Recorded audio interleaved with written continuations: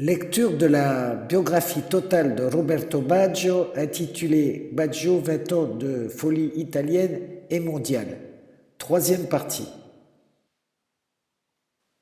L'enfance de Raphaël. Non loin de l'ancienne voie romaine qui relie Vicenza à Schio, Caldogno s'étend sur 16 hectares. C'est en 1297 que cette possession des évêques vicentins est mentionnée pour la première fois dans un document écrit. D'origine agricole puis ouvrière, le bourg est semi-industriel et artisanal, ce qui ne lui a pas ôté son caractère agreste.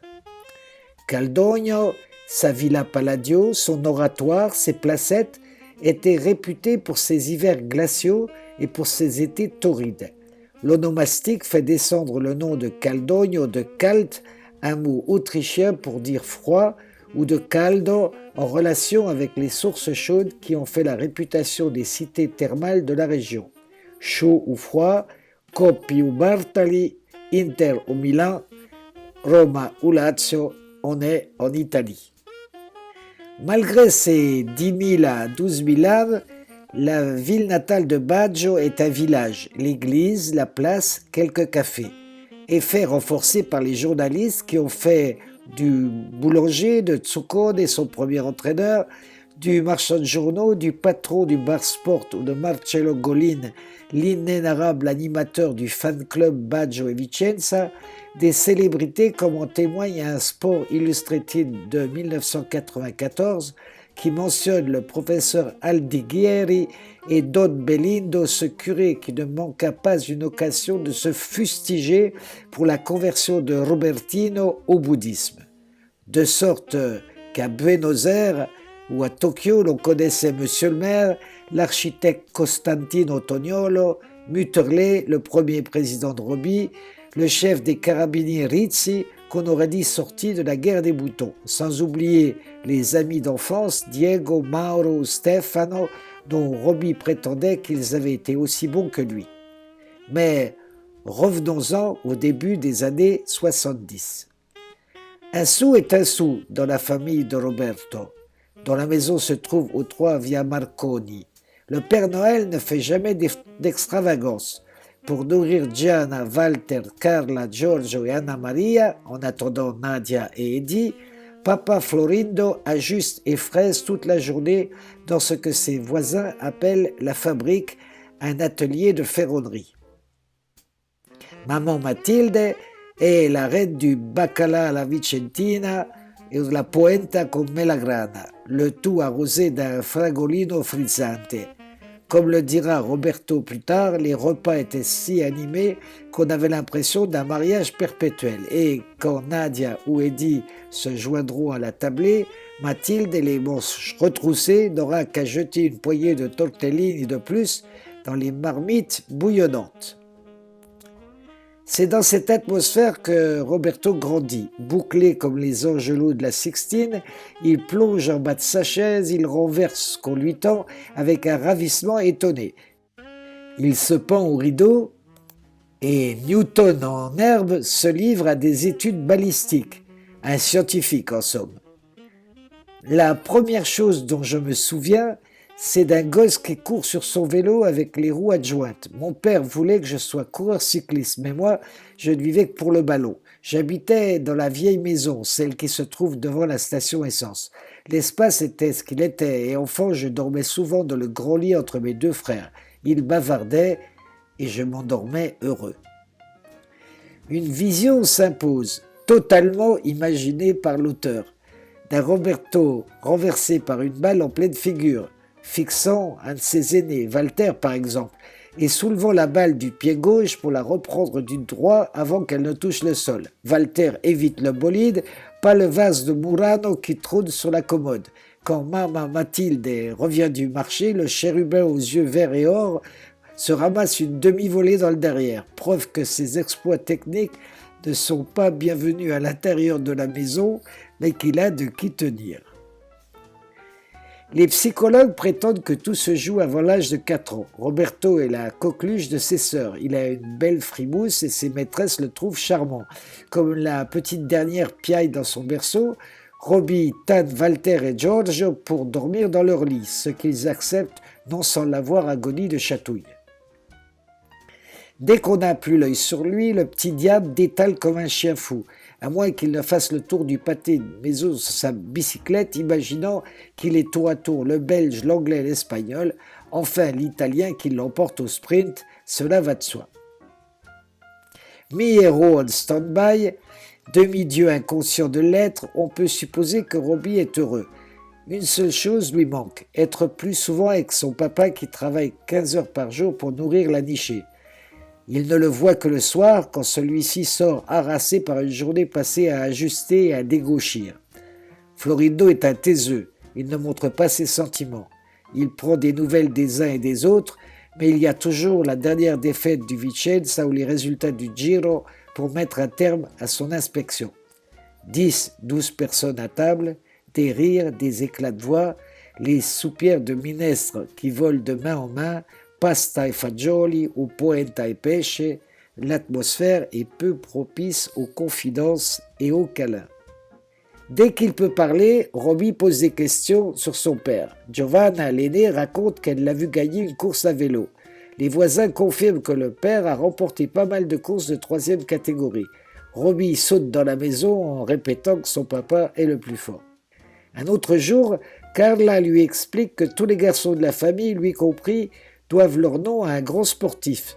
Le prénom de l'aîné Walter venait de Walter Bonatti, l'alpiniste. Celui de Giorgio était emprunté à Chinaglia, un joueur de l'équipe nationale, et le sien, Roberto, venait de Bettega, l'attaquant de la Juve, ou de Boninsegna, l'avant-centre de l'Inter, elle ne savait plus. Papa Florindo était même convenu avec Mathilde que le prochain rejeton mâle s'appellerait Eddie en l'honneur du grand Merckx, le champion qui écrasait le cyclisme mondial. Robbie n'y tient plus. Il demande à son père de lui raconter sa carrière cycliste. Ravi de l'intérêt que son fiston porte à son sport préféré, Florindo se dit qu'il a bien fait de réparer ce vélo à 3 roues sur lequel Robbie danse comme Felice Gimondi. Dès qu'il le peut, il le pose en travers de son cadre et ils vont voir jouer l'équipe professionnelle à Vicenza. Robbie n'a plus qu'une idée en tête, avoir son papa avec lui. Il tourne autour du pot jusqu'à ce que Florindo l'encourage à se jeter à l'eau. Ce qu'il aimerait, s'occuper des canards dont on se sert pour la chasse. Tu sais, quand tu avances les aiguilles de l'horloge pour qu'ils prennent le jour pour la nuit, comme ça ils chantent et les colverts arrivent. Florindo a été élevé à la dure. Mon petit, c'est une mission délicate. Robbie croise ses bras d'enfant de 7 ou 8 ans sur sa poitrine. Son papa se rappelle le face-à-face qu'il a eu avec son propre père 30 ans plus tôt. Il prend son fils sous les coudes, le soulève et lui dit quelque chose comme « À l'ouverture de la chasse, tu viendras avec nous. Ce ne sera pas une partie de plaisir. Il faudra se lever tôt et il fera très froid. » 1 année, 2 années, 3 années passent et vient le temps de la grande école. Robbie, qui est loin d'être bête, préférerait suivre l'école buissonnière. Il y a du Huckleberry Finn chez cet ange aux yeux verts, du David Thoreau en miniature, du poète cheminot. Dès que la fenêtre de la classe est ouverte, le gamin tend son oreille pour développer un autre de ses dons, l'art d'imiter le chant des oiseaux et des bruits de la campagne. Quand on lui demande de répondre à une question, il sourit, ce qui le fait passer pour un imbécile aux yeux des bons élèves. Encore une baggianata, murmure un camarade qui fait allusion à ce mot qui signifie couillonnade, écho possible du baggio des Bressans. L'obstacle le plus redoutable entre Robbie et l'école n'est pas un manque d'intelligence, mais ce ballon qu'on a glissé dans son lit pour son anniversaire. Personne ne comprend à quel point le 6e enfant de la famille Baggio est fasciné par cet objet rond et lisse. Jusque-là, il s'est contenté de botter dans du carton mouillé roulé en boule, mouillé et durci au sèche-cheveux par une de ses sœurs. Dans la cour de l'école, il a joué avec un ballon en caoutchouc, mais le désordre de ses parties entre maladroits l'a agacé. Alors, avec ce vrai ballon en cuir tout à lui, Au début des années 70, les télévisions commencent à diffuser des matchs de Coupe d'Europe. Les résultats des équipes italiennes ne sont pas à la hauteur des passions qu'elles déchaînent, même si les équipes de Milan ont triomphé quelques années plus tôt. Les premières parties vues par Robbie correspondent aux défaites de la Juve et de l'Inter contre les Hollandais de l'Ajax ou les Allemands du Bayern. Les mercredis sont chauds, via Marconi, lorsque les Noirs et Azurs de l'Inter, les chouchous de la maison, affrontent le Real Madrid, Liverpool ou Celtic Glasgow. Florido remonte plutôt de son atelier, on se livre à une séance collective de désherbage et la famille se tasse devant le petit écran, rejointe par une smalade d'amis et de voisins. Robbie apprend à se faufiler au premier rang pour ne rien perdre du spectacle. Dans une autre famille, à une autre époque, on se serait inquiété des lubies de ce gosse qui dormait avec son ballon, parlait à son ballon, passait des heures à jouer avec lui.